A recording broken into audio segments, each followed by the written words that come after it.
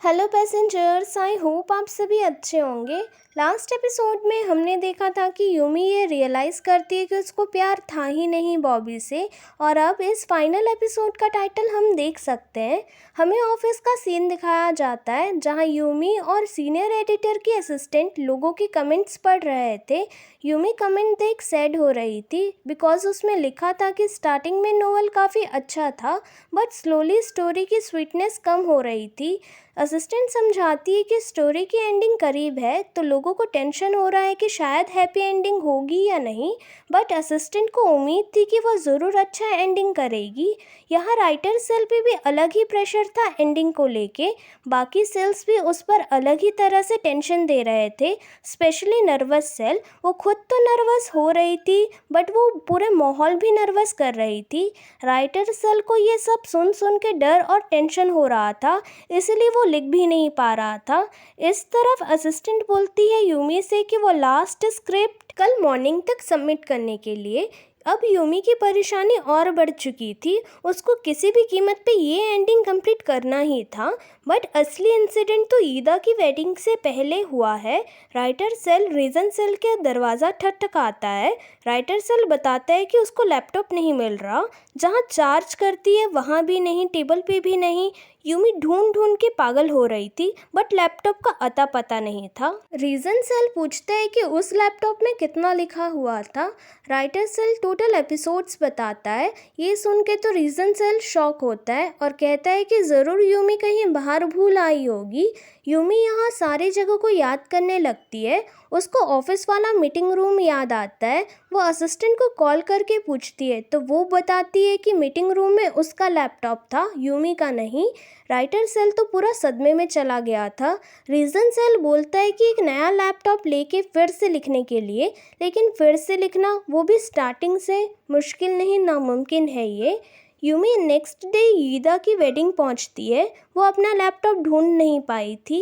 Nervous cell ये सोचती है कि वेडिंग में इतने सारे लोग पहुंचेंगे, अब क्या बोलेंगे सबको, अभी तक कुछ बना भी नहीं जो अपलोड करेंगे। यही सब डर के वजह से राइटर सेल अपनी प्राइम सेल की गद्दी छोड़ देता है और ऊपर से कूद के सुसाइड कर लेता है। यूमी वेडिंग में दुल्हा बने सीनियर एडिटर से मिलती है। वो एक्साइटमेंट में लास्ट स्क्रिप्ट के बारे में ही बात करता है। यूमी को वहाँ पर ऑफिस के कलीग मिलती है। वो पूछती है कि क्या यूमी ने ही सेटिंग करवाई है ईदा और सीनियर एडिटर की। अब यहाँ पास्ट का सीन दिखाया जाता है। यूमी और ईदा दोनों एक कैफ़े में थे।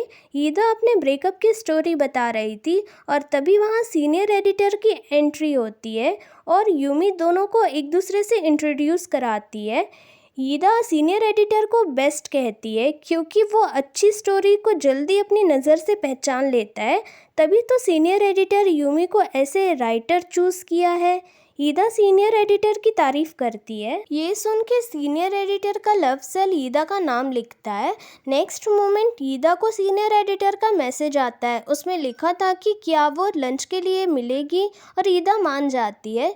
यूमी एट प्रेजेंट हंस के बोलती है कि उसने तो बस इंट्रो करवाया था, बाकी वो आपस में डेट करेंगे ये बात तो उसे भी नहीं पता थी। वो कलीग बोलती है कि रूबी भी तो अपने बॉयफ्रेंड के साथ सेट हो गई है।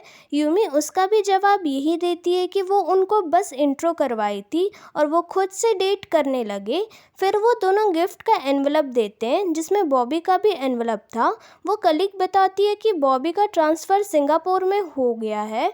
रीजन सेल और इमोशन सेल बात करते हैं जिसमें इमोशन सेल कहती है कि क्या ऐसी कोई दुनिया है जहां प्राइम सेल ही ना हो। क्या यूमी ठीक होगी अभी। यूमी की शादी टूट गई और अब जिस टाइम पे उसको स्क्रिप्ट सबमिट करना था वो टाइम भी मिस हो जाएगा। रीजन सेल समझाता है कि ईदा की शादी है तो अपना मूड ऑफ ना करे। इमोशन सेल बोलती है कि वो बस सैड है, सब लोग इजीली शादी कर ले रहे हैं। इस तरफ बॉबी जाने के लिए टैक्सी में बैठ जाता है। अब यहाँ हम व्यूअर्स को एक हिंट मिलता है। बॉबी कॉल पे किसी को बता रहा था कि वो निकल गया है और जब एयरपोर्ट पहुँच जाएगा तो उसे कॉल करेगा। अब ये अननोन पर्सन कौन है ये तो हमें बाद में ही पता चलेगा। बैक टू द सीन में आते हैं। बॉबी को उसी टाइम कॉल आता है कैफ़े की ओनर की तरफ से। ये वही कैफ़े है जहाँ यूमी और बॉबी का पैचअप हुआ था। अब बॉबी उसी कैफ़े में में जाता है वो ओनर यूमी का लैपटॉप बॉबी को दे देती है बिकॉज यूमी का फ़ोन बंद आ रहा था, इसीलिए वो ओनर बॉबी को कांटेक्ट करती है। बॉबी लैपटॉप लेके एयरपोर्ट निकल जाता है। यहाँ वेडिंग रिचुअल चल रहा था। यूमी के अंदर रीजन सेल सबको बताता है कि राइटर सेल भाग गया, कोई रास्ता नहीं है कि वापस सब कुछ ठीक कर सके।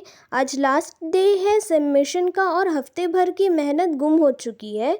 यूमी के पास कोई आइडिया नहीं कि स्टोरी की एंडिंग कैसी होगी, तो स्ट्रेटजी ये है कि जैसे ही ख़त्म होगा शादी, यूमी वहाँ से निकल जाएगी, फ़ोन स्विच ऑफ कर देगी और अपने मम्मी पापा के घर चली जाएगी और गायब हो जाएगी तब तक जब तक कोई दूसरा प्लान उसके दिमाग में नहीं आ जाता। यही रास्ता है यूमी का इस सिचुएशन से बचने का। वाह, व्हाट अ प्लान रीजन सेल। यही यूमी सोच रही थी और तभी बॉबी का मैसेज आता है। वो बताता है कि लैपटॉप उसके पास है, उसने कैफ़े में छोड़ दिया था, वो लेट हो रहा था इसीलिए वो लैपटॉप एयरपोर्ट के लॉकर में रख रहा है। वो ये भी लिखा था मैसेज में कि वो हमेशा उसको सपोर्ट करेगा। तो क्या हुआ, उनका ब्रेकअप हो गया, चीज़ें कभी चेंज नहीं होगी। उसे उम्मीद है कि यूमी एक बेहतरीन स्टोरी लिखेगी। Good bye. ये पढ़ के यूमी को थोड़ा सुकून मिला। यूमी खुशी खुशी वेडिंग एंजॉय करती है और फिर भाग के बाहर जाती है जहाँ उसको वोंग मिलता है। वोंग पूछता है कि यूमी कहाँ जा रही है। यूमी बात बताती है और निकल जाती है। यूमी एयरपोर्ट के लॉकर से अपना लैपटॉप निकाल लेती है, फिर बॉबी को इन्फॉर्म करती है मैसेज करके कि उसको लैपटॉप मिल गया है और थैंक यू बोलती है। यूमी पास्ट में ब्रेकअप के दिन याद करती है और एट प्रेजेंट में बॉबी को मैसेज में ये भी लिखती है कि होप उसके साथ अच्छी चीज़ें ही हो वहाँ पर जहाँ भी वो जाए। तभी पीछे से बॉबी आता है। यूमी बोलती है कि उसको लगा था कि वो प्लेन में बैठ गया होगा। बॉबी बताता है कि प्लेन लेट है और कोई अनाउंसमेंट भी नहीं हुई और कहता है कि ये होना ही था ताकि वो आखिर बार जाने से पहले यूमी से मिल सके। उसको खुशी हुई कि वो मिल लिया, अब गुड बाय बोल सकेगा। यूमी बोलती है कि तुमने बचा लिया लैपटॉप देके। बॉबी पूछता है कि तुम्हारा कोई बॉयफ्रेंड बना। यूमी कहती है कि नहीं, बिकॉज उसको राइटिंग से फुर्सत नहीं मिल रहा। और बॉबी से भी पूछती है गर्लफ्रेंड के बारे में। बॉबी बोलता है कि वो किसी को देख रहा है। यूमी बॉबी को बेस्ट विशेस देती है। बॉबी वहाँ से चला जाता है। Bye bye Bobby, we will miss you. अब हम व्यूअर्स को ये दिखाया जाता है कि लव सेल गायब हुए 1 साल हो गए। क्रिसमस के बाद से लव सेल अपना पोजीशन भी राइटर सेल को दे दी थी और जिस दिन लव सेल को निकाला गया प्राइम सेल की पोजीशन से, वो किसी दूसरी दुनिया में ही पहुंच गई थी। बॉबी के दोबारा आने पर भी नहीं और ना ही वोंग के मिलने पर। इवन बॉबी के प्रपोज करने के बाद भी लास्ट में फिर से बॉबी के ब्रेकअप करते वक्त भी लव सेल नहीं आई वापस। ऐसा नहीं है कि यूमी का दिल ना धड़का हो किसी और को देख। यूमी को बस वहम होता था रोमांटिक फीलिंग की वजह से कि वो प्यार है। यहाँ सेल्स भी हर बार उल्लू बन रहे थे। यूमी जब किसी चार्मिंग या हैंडसम लड़के से मिलती तो उसको लगता कि प्यार है। यहाँ सेल्स को भी यही फील होता तो वो इधर से उधर लव सेल को ढूंढते बट हर बार उल्लू बन जाते। नेक्स्ट सीन में यूमी सोच नहीं पा रही थी कि वो एंडिंग स्टोरी का कैसे और क्या लिख के कंप्लीट करेगी और इसी चक्कर में वो जंक फूड ठूस रही थी जिसकी वजह से फैट सेल अपनी आर्मी के साथ यूमी में घर बसाने के लिए तैयार थे। यूमी को कुछ सूझ नहीं रहा था तो वो सारे काम करने लगी थी जो इम्पोर्टेंट है ही नहीं, जैसे कि सफाई, वॉशिंग एंड ऑल।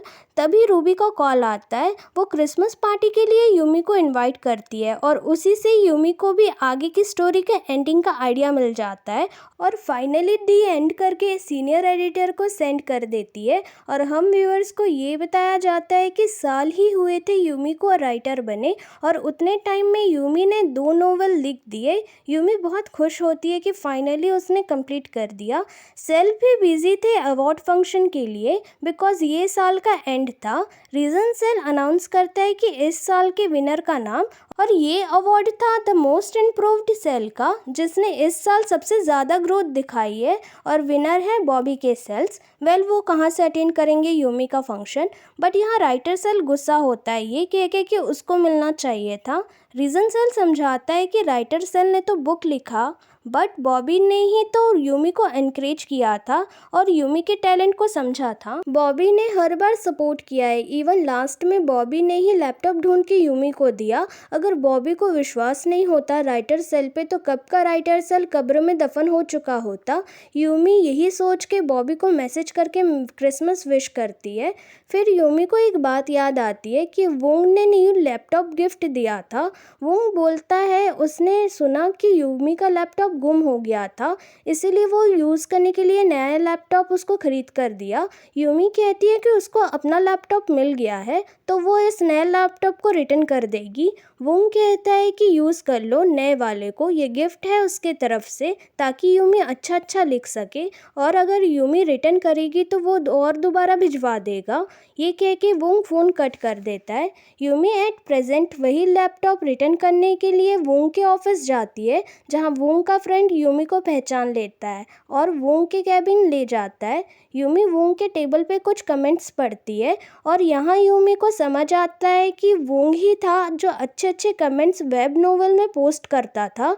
सेल्स सारे वोंग का नाम का शोर मचाते हैं और रीजन सेल एक और अवार्ड इस साल का वोंग को देता है। वोंग को पता चलता है कि यूमी ऑफिस मिलने आई है तो वो भागते गिरते पड़ते वहाँ पहुँचता है। यूमी लैपटॉप रिटर्न करती है ये कह के कि वो एक्सेप्ट नहीं कर सकती ये गिफ्ट, बट इतना सोचा उसने इसलिए वो थैंकफुल है। यूमी जाने से पहले वोंग से कहती है कि कभी साथ में खाना खाएंगे और वो ट्रीट यूमी की तरफ से ही रहेगा। मैरी क्रिसमस कह के यूमी चली जाती है। यूमी को बॉबी का मैसेज आता है, वो भी मैरी क्रिसमस ही लिखा था। यूमी सोचती है कि चाहे ब्रेकअप एंड है लव का, बट उसने ये रियलाइज़ किया कि ब्रेकअप का मतलब ये नहीं कि ख़त्म कर देना एक कनेक्शन दूसरे पर्सन के साथ।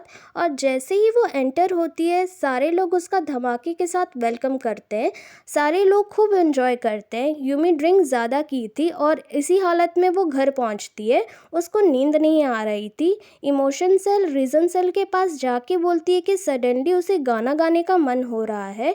इमोशन सेल को खुद नहीं पता कि क्यों, वो गाना गाने के फिर से सो जाएगी ऐसा रीजन सेल से कहती है। तभी वहाँ कुछ आवाज़ आता है। रीजन सेल पूछता है कि कौन है वहाँ पर। वहाँ से लव सेल दिखाई देती है।